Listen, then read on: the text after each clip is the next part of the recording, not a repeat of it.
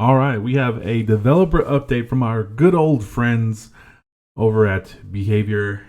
Good afternoon, everyone. It is April 12th, 2021. A Dead by Daylight, a game that I really actually miss now. They need to pump out some more cosmetics so I could cover more and go back to playing some DBD. Anyway, let's get into it. Killer updates, the nightmare. We've decreased his movement speed while placing a snare to 4.0. Previously no speed change, and reduced the maximum number of placed snares from 8 to 5. Likewise, the maximum number of dream pallets has been reduced from 10 to 7. Interesting. Now, I have never played Freddy, classic survivor main here, so I don't really know how big of a change this is. I know that this means I could drop. Oh wait, no, this one right here. This means that dropping these dream pallets. I don't know. I don't know what I was going with that, but 8 to 5. That seems like quite the subtraction. A handful of add-ons. A handful of add-ons. Oh my goodness. Can I read, please?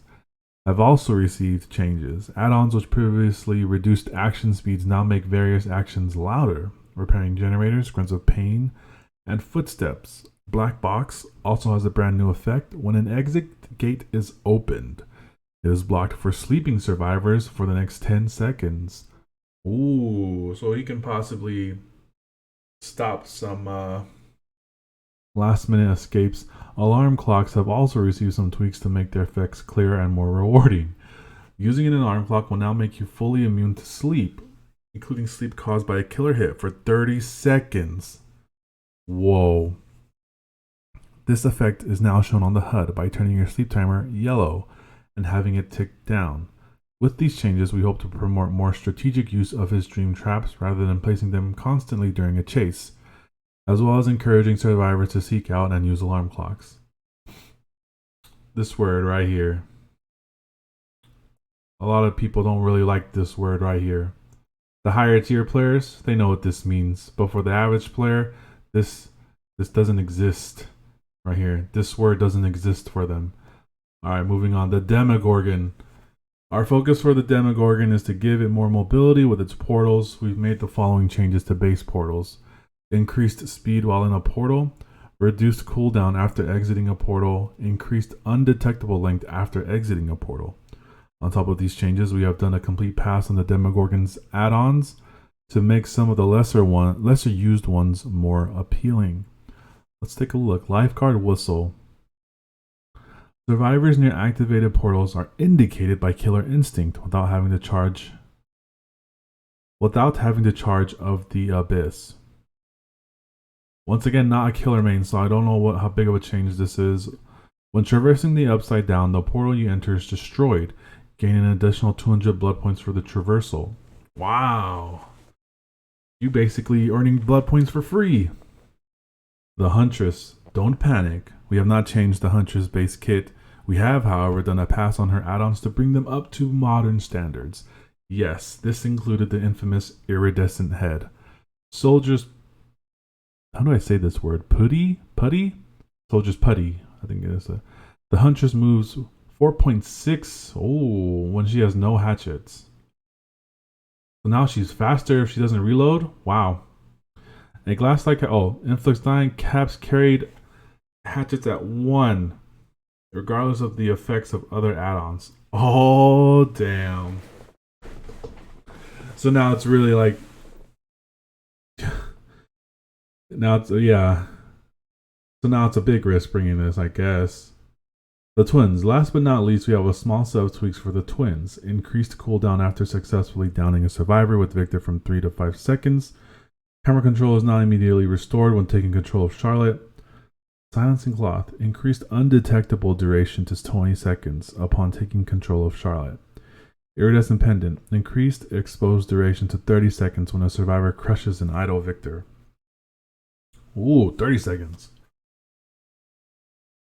Let's see. Oh, perk updates. Small game. It has come to our attention that some of you really hate small pile of bones. Small piles of bones. To aid you in your totem destroying mission, we've made some long requested changes to small game. Small game now shows the number of remaining totems as tokens on the perk. Ooh. The detection range decreases by 5 for each totem cleansed. Small game no longer detects killer traps. Huh. Okay. These changes improve small game's ability to track and cleanse totems while also removing the antiquated part that only applies to specific killers with traps. I guess that makes sense. Lucky Break. Lucky Break now hides scratch marks in addition to blood pools to help you lose the killer.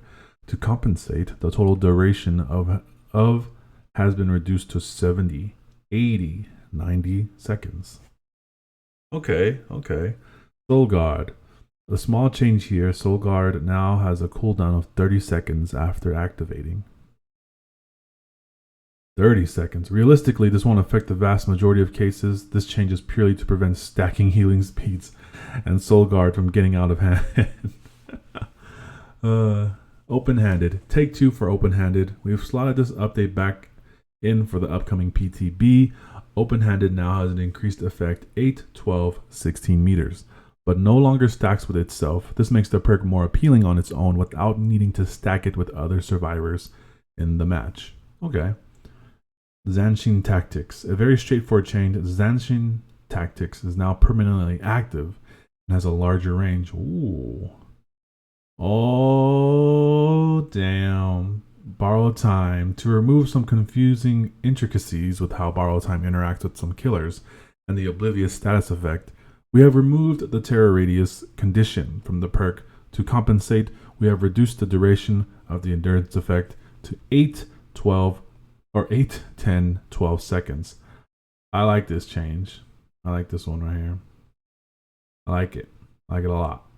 Object of Obsession. If you're running this, find a trash can. I'm just kidding. But am I? This PTB also features the newly reworked Object of Obsession.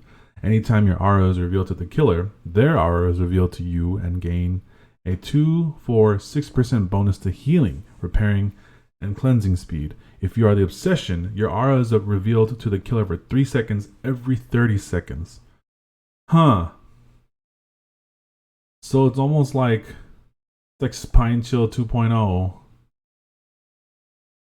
Interesting. This version is being able to track the killer, being able to deduce which aura reading perks the killer is using when Object of Obsession activates, being able to track the killer and then sneak away before they can get there. With these changes, we hope to make Object of Obsession a more fun and interactive perk for both sides. I hardly ever use Object, so I'll give it a shot. Miscellaneous Balance. Oh boy, toolbox.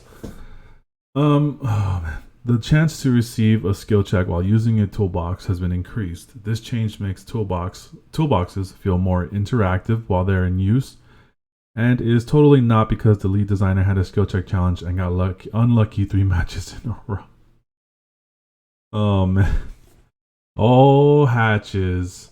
Another small tweak. We have decreased the time the hatch remains open after a key is used from 30 to 10 seconds. Like before, if the hatch closes naturally, it is not kicked shut, the endgame collapse will not start. I like this. 30 to 10 seconds. I like that change. Please note that this is not the final change keys will be receiving. Oh. We'll share more info on the future of keys as soon as we can. Alright, huddle, because I saw HUD and struggle, and so I just combined them.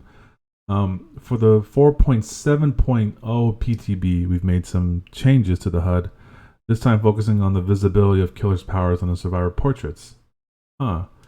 We've made improvements to the Doctor's Madness effect, also made it easier to differentiate between different levels of madness. Dream World effect and Sleep Timer, the Plague's infection meter, stock meters, and Ghostface's mark. Obstruct the bottom power. Wait. Additionally, we've also adjusted the survivor portraits so they no longer obstruct the bottom of power indicators. Alright.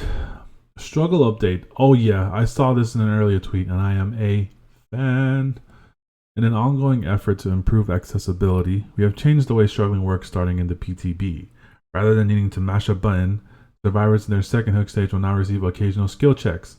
The success zones are fairly large as we're not looking to make struggling more difficult / deadly at this time. At this time, they say. Missing one of these skill checks will remove a chunk of your struggle meter. If you do not attempt to hit 2 consecutive skill checks, you will be immediately sacrificed. As you receive skill checks, your struggle meter will gradually decrease at the same rate as before.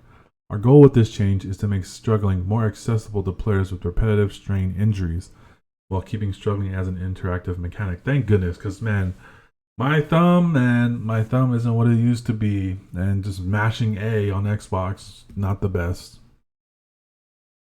Oh yes, the Coldwind Farm update.